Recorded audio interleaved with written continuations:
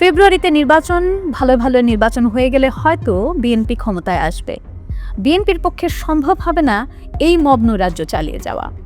তারেক রহমানকে পরিস্থিতির রাশ টেনে ধরতেই হবে। তখন এই নষ্ট তারুণ্য কোথায় যাবে?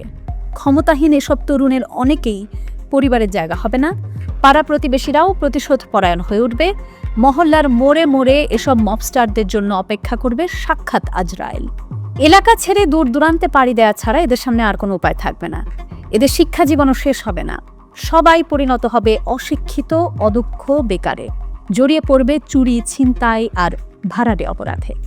দক্ষ জনশক্তির জায়গায় দেশ পাবে লাখ লাখ অপরাধী, যারা এই দেশটাকে ছিঁড়ে ফুঁড়ে খাবে। এবং তরুণ সমাজের যে অংশ অপরাধের সঙ্গে জড়িত নয়, তারাও এই নৈরাজ্যের ভেতর আটকা পড়বে। সহিংসতার মধ্যেই লেখাপড়া করতে হবে।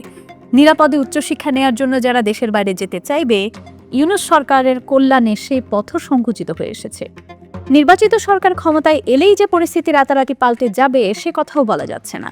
আবার এমনও তো হতে পারে পরিস্থিতি আরও অবনতি ঘটল। তখন কি হবে?